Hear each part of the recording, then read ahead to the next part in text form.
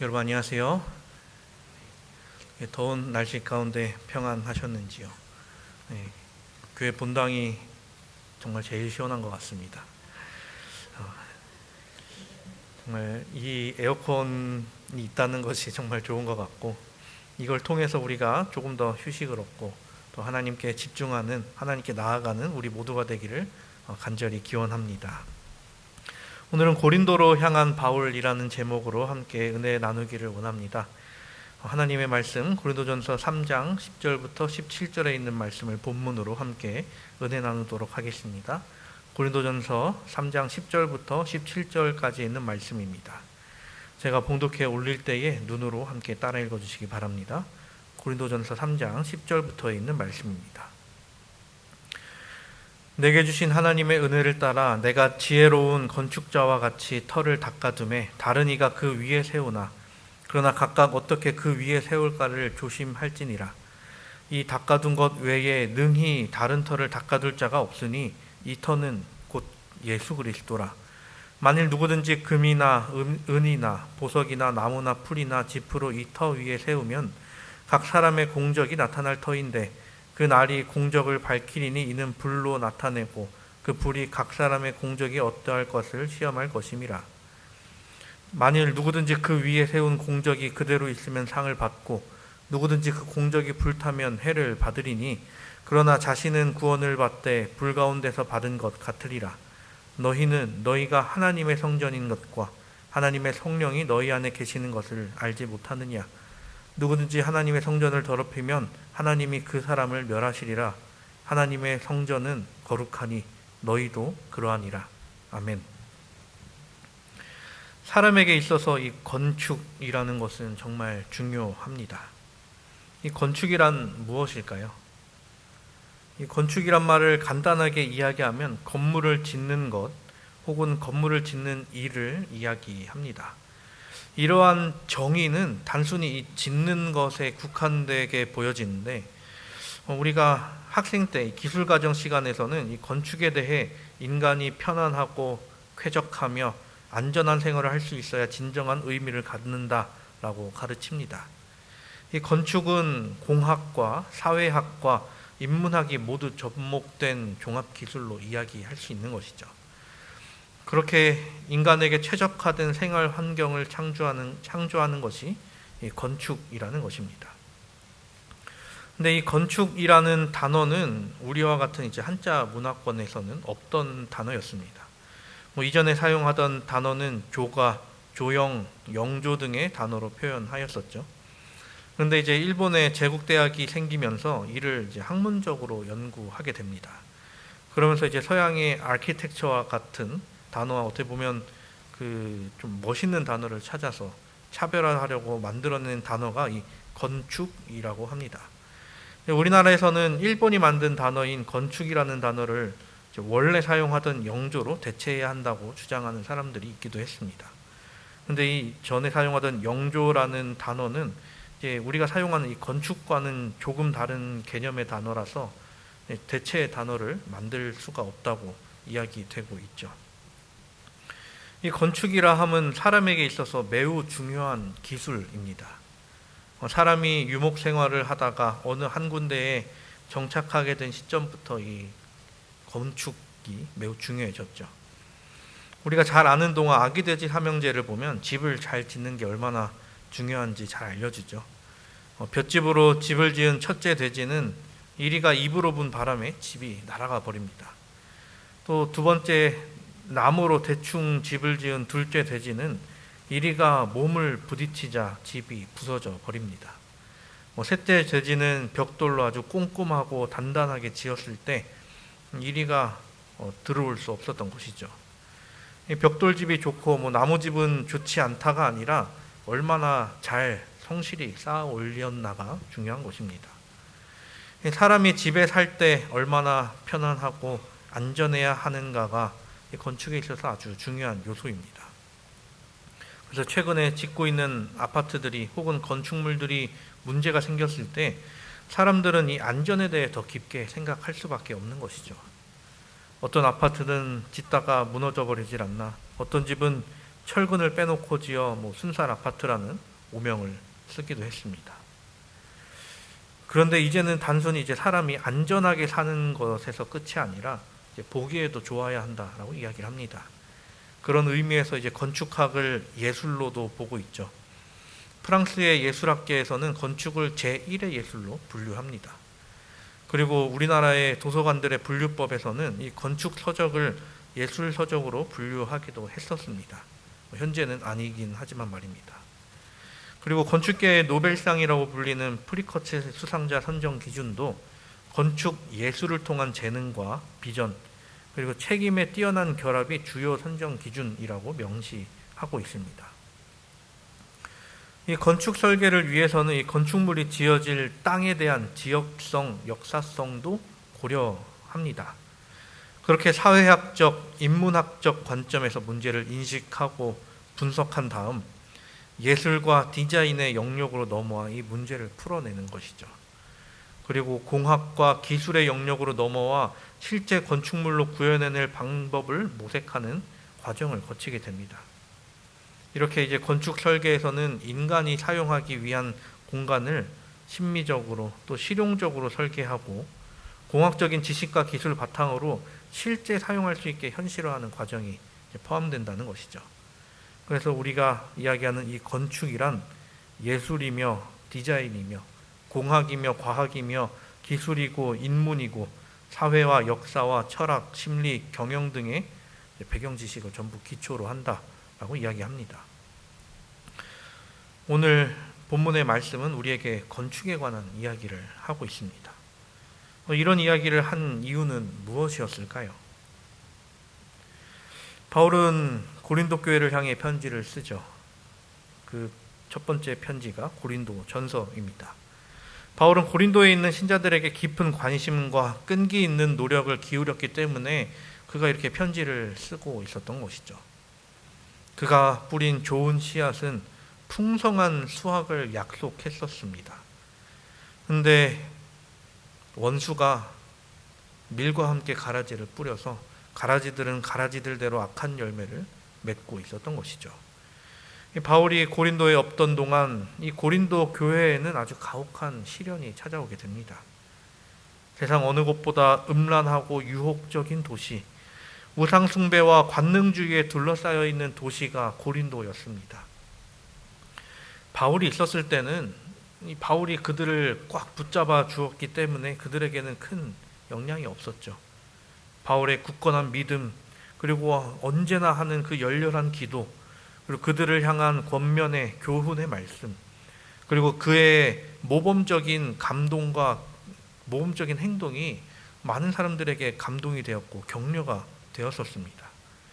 그렇기에 고린도의 신자들은 죄의 낙을 누리는 것보다 그리스도를 위하여 고난당하기를 선택했던 것이죠. 그런데 바울이 떠나자 이제 눈이 주위를 향하게 되었던 것입니다.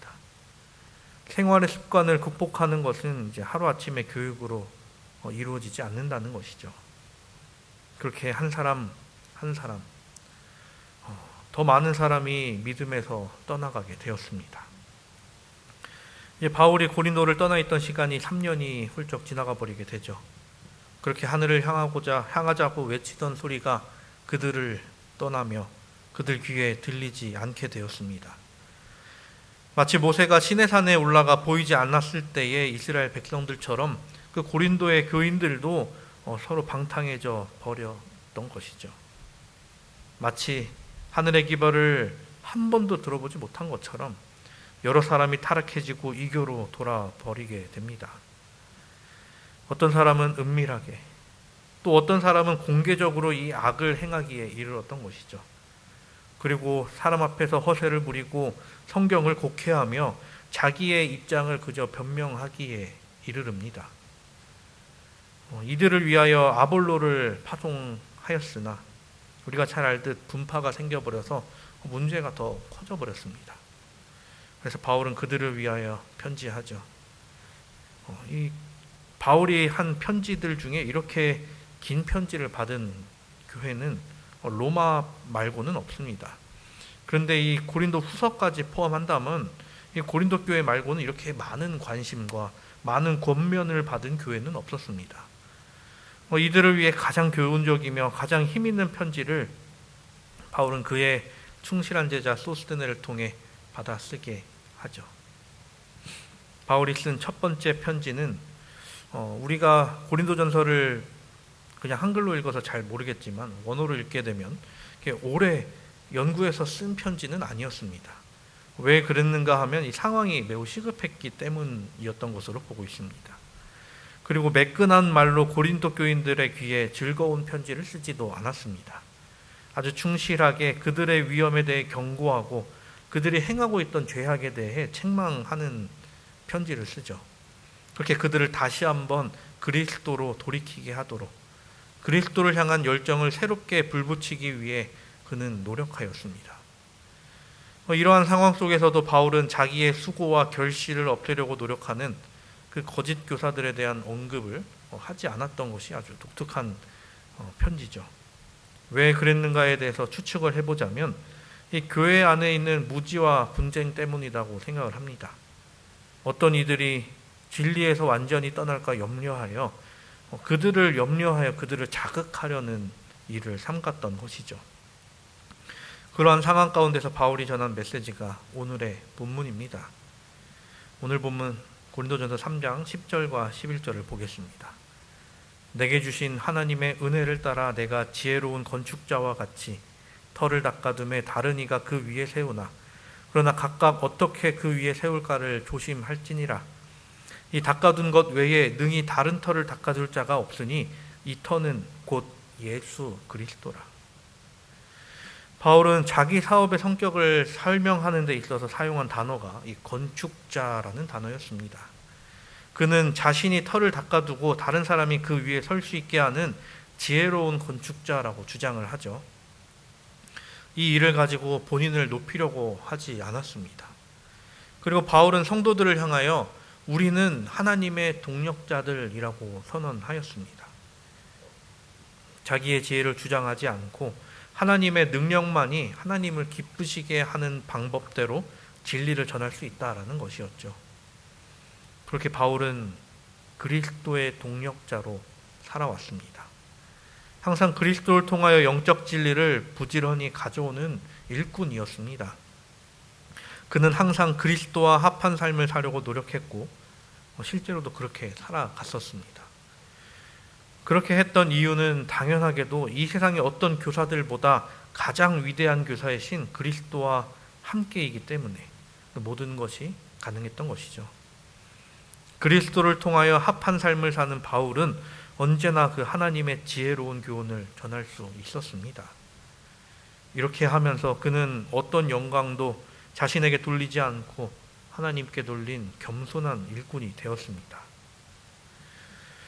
하나님께서는 바울에게 이 건축을 설계하는 지혜를 주셨습니다. 그리고 그 지혜로 교회의 기초를 놓게 하셨던 것이죠. 이 교회란 세상에 있는 어떤 교회 건물을 이야기하는 것이 아닙니다. 이 세상에는 정말 많은 교회가 있고 어떤 교회들은 자기의 아름다움을 뽐내기도 합니다. 아름다움을 뽐낸 그 교회들은 많은 사람을 교회 안으로 불러 모으긴 했죠. 하지만 교회 안에 들어온 사람들이 교인이 되었는가 하면 그렇지 않았습니다.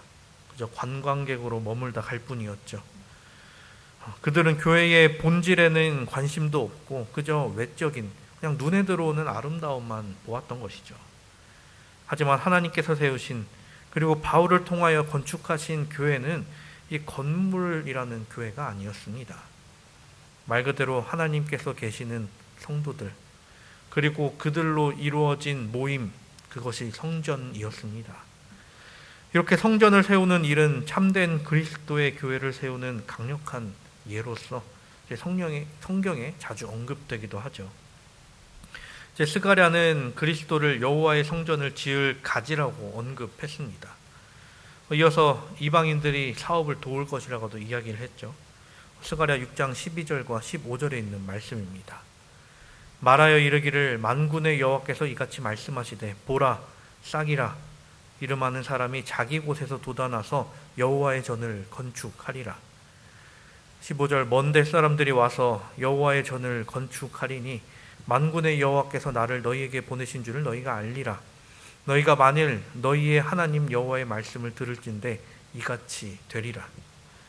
스가랴 말고 이사야도 이렇게 말합니다. 이사야 60장 10절 내가 노하여 너를 쳤으나 이제는 나의 은혜로 너를 불쌍히 여겼은즉 이방인들이 내 성벽을 쌓을 것이요 그들의 왕들이 너를 섬길 것이며.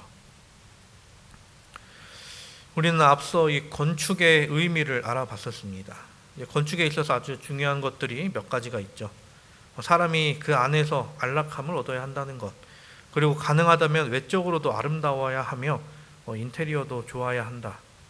근데 이것 앞서서 가장 중요한 것이 있죠. 바로 안전해야 한다는 것입니다.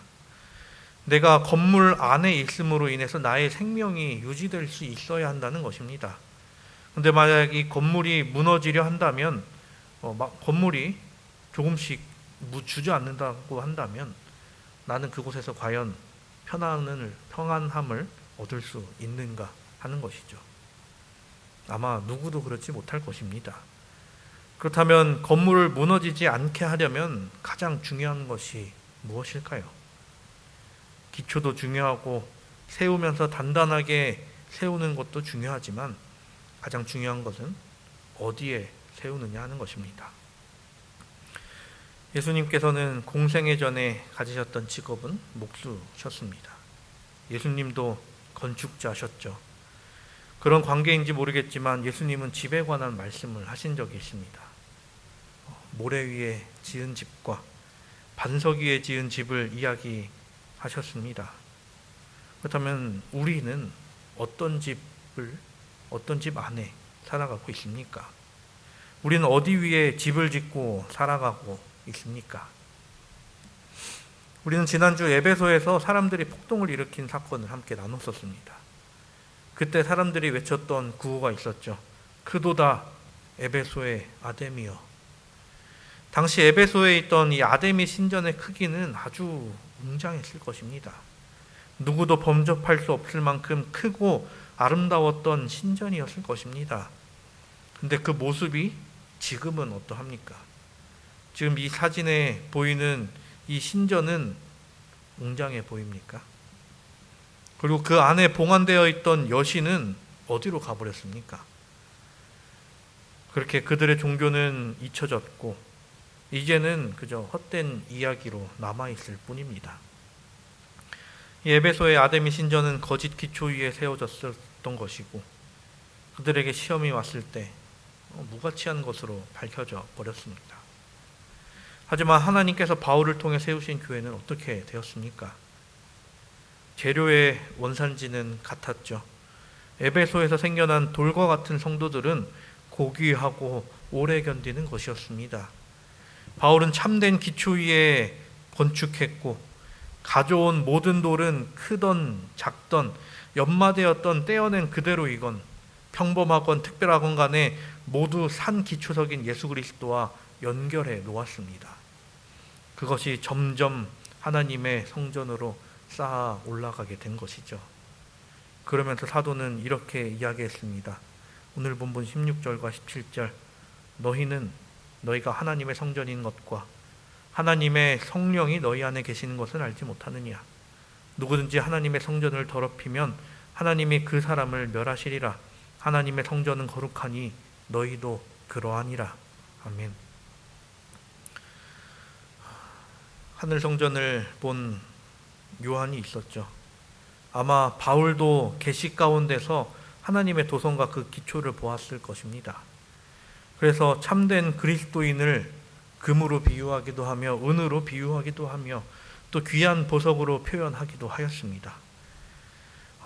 이에 반해 유대인들은 계속해서 바울의 사업을 힘들게 했었죠. 자신들은 아브라함의 참된 자손이라고 자기들만이 오직 합법적인 하나님 집의 돌이라고 하면서 말입니다. 이방인들이 복음을 받아들이고 참된 기초 앞에 나아올 때 유대인들은 이 재료에 대해 늘 불평을 늘어놓았습니다. 그렇게 본인들이 하나님 집의 돌이라고 하면서 하나님의 집을 짓는 일을 방해했던 것이죠. 그런데도 불구하고 바울은 움츠리지 않았으며 하나님께서 본인에게 맡긴 사역을 이루어 나갑니다. 바울의 동료들은 어떠했습니까? 이들 역시 유능한 건축가들이었습니다. 그럴 만한 이유는 이들 모두 역시 그리스도를 통해 배운 사람들이었기 때문이었습니다. 그렇지만 그들 모두가 같은 일을 하는 사람들이었는가 하면 그렇지 않았죠. 누군가는 기초를 닦는가 하면 누군가는 세우기도 했으며 누군가는 잘못된 것을 허물기도 했습니다. 누군가는 편협한 신앙과 편견, 거짓 기초 위에 세워진 인간의 폭력과도 싸워야 했습니다. 사도들은 하나님의 능력을 통해 원수들의 이런 성체들을 무너뜨리셨습니다. 우리가 함께 진성수 목사님과 함께 나눴던 느헤미야의 말씀이 있었죠. 느헤미야 4장 17절, 성을 건축하는 자와 짐을 나르는 자는 다 각각 한 손으로 일을 하며 한 손에는 병기를 잡았는데, 성전을 지으면서 싸움을 항상 준비했던 그들이었습니다. 근데 그렇게 열심히 싸웠는데도 원수의 손에 죽어버린 훌륭한 건축가들이 있었죠. 스데반은 돌에 맞아 죽었고 야고보는 칼에 찔려 죽었습니다. 바울은 참수를 당했으며 베드로는 십자가에 못 박혀 죽었습니다. 그리고 사도 요한은 밤모섬으로 유배를 가야 했죠. 그러나 건물에는 돌이 놓이고 그 위에 또 돌이 놓이게 되었습니다. 그리고 교회를 가혹하게 핍박하는 가운데서도 넘어지는 사람들을 대신해 새로운 일꾼들이 계속해서 세워졌습니다. 그렇게 하나님께서 세우신 교회라는 성전은 계속해서 올라가게 되었습니다.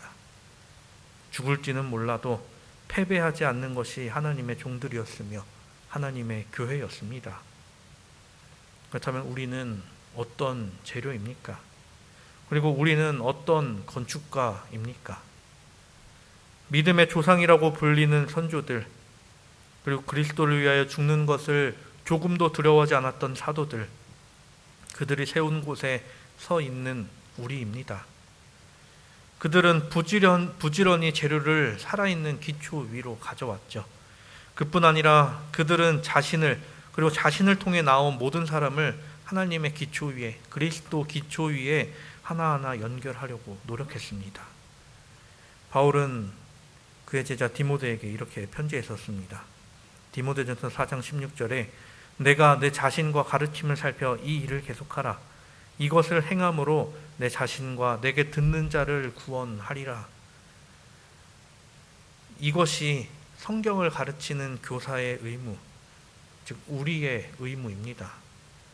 자기 삶으로 활동적인 그리스도인의 미덕을 설명해야 합니다. 그리고 무엇보다 마음을 순결하게 하고 거룩한 대화를 하며 선하게 되며 선한 일을 해야 하는 것이죠. 하나님께서는 아무리 뛰어난 재주나 가장 훌륭한 봉사라 할지라도 그것의 기초가 산 기초 안에 있지 않고 연결되어 있지 않으면 사용하지 않으십니다. 왜냐하면 단단한 곳에 연결되어 있지 않은 재료는 그 재료가 아무리 값진 것이라고 할지라도 불안정하기 때문입니다. 연결되어 있지 않는 재료 위에 그 위에 또 다른 것을 쌓아봤자 그 위에 있는 것들도 다 무너져 버리기 때문이죠. 그러니 가장 중요한 것은 그 재료의 값어치보다 얼마나 잘 그 기초 위에 연결되어 있는가 하는 것이죠. 오직 이것만이 우리의 재주에, 우리가 가진 것에 참된 가치를 부여합니다. 그리고 모든 수고가 하나님께 드리는 산 제사가 되게 하기 때문입니다. 우리가 여러 세기를 두고 회고해 보면 오류와 미신의 암흑 속에서도 빛을 내는 보석들이 분명히 있었습니다. 이 보석들은 영원을 통해 지속해서 광택이 증가하게 되죠. 만약 그들이 죽는다고 할지라도 각 시대의 의인들은 그들의 말과 행위의 기록을 통해 하나님의 진리를 증명합니다. 그리스도를 위해 순교한 이들의 이름은 영원히 없어지지 않을 것입니다. 사람은 기억할지 몰라도 기억하지 못할지라도 하늘에서는 그를 영원히 기억할 것입니다. 그리고 우리에게 생명을 주신 분, 그리고 다시 그 영생을 주실 그분께서 이 땅에 다시 오셔서 그의 이름을 부르시겠죠. 이어서 그에게는 이 세상 어떤 것보다도 더 빛나고 더 값진 보상이 기다리고 있을 것입니다. 하지만 세상은 이것을 싫어하죠. 자기가 때리면 부서져야 하며 가리면 빛이 없어져야 하는데 그가 부서질지라도 그 위로 다른 무언가가 올라가며 그를 열심히 가리지만 그 빛을 가릴 수 없기 때문입니다. 사랑하는 우리 성도 여러분, 우리의 삶이 그리스도께 온전히 연결된 삶이 되기를 간절히 바랍니다. 그리고 우리가 서 있는 이곳이 우리 앞서 세우신 이들을 통해 세운 것임을 알고 우리가 선 것을 기쁨으로 여기는 우리 모두가 되기를 간절히 바랍니다. 이뿐 아니라 우리 위에도 또 다른 이들을 올려 이것이 하늘까지 이어지는 아름다운 건축물, 아름다운 성전이 되기를 간절히 바랍니다. 하나님께서 원하시는 일이라면 아마 세상은 당연하게도 싫어할 것입니다. 우리는 세상이 좋아하는 일을 하기보다 하나님께서 원하시는 일을 하게 되기를 간절히 바랍니다. 세상은 자기 손으로 하나님께 닿는 무언가를 만들려고 했지만 그들은 결국 하나님께 조금도 닿지 못했습니다. 그렇다면 하나님께 닿는 유일한 방법은 무엇일까요? 그것은 바로 하나님께서 하라고 하는 대로 하는 것이 그 방법일 것입니다. 세상에서 보기에 이 일은 별로 가치도 없어 보이고 보잘것없어 보일 수 있습니다. 예수께서도 이 땅에 계실 때 예수님께서 하신 일을 보고 사람들이 보잘것없다라고 이야기를 했죠. 결국 그의 목숨이 다했기 때문, 그가 죽어버렸기 때문이었습니다. 그런데 예수께서 하신 일이 얼마나 값진 일이었는지를 모른다면 그것을 계속해서 보잘것없는 것으로 여길 뿐입니다. 하지만 이 일의 값어치를 안다면 절대로 그렇게 이야기할 수 없는 것이죠. 절대로 그렇게 볼 수 없는 것입니다. 우리의 일이 세상에서 보기에는 누군가는 보잘것없다라고 이야기할지 모릅니다. 하지만 이 일이 이 땅에서 가장 값진 일입니다. 예수님께서 하늘에서 다시 영광을 입으신 것처럼 우리도 그 영광을 입을 것이기 때문이죠. 그렇게 우리의 삶이 영화롭게 되기를 간절히 바랍니다. 우리가 그리스도로 온전히 세워지게 되기를 간절히 바랍니다. 우리 한 사람 한 사람이 하나님께서 세우신 성전으로서 그 역할을 다하기를 간절히 바랍니다. 아브라함같이 또 바울같이 그리고 결국 그리스도와 같이 되어 하늘까지 걸어나가는 우리 모두가 되기를 바라며 말씀을 드리겠습니다.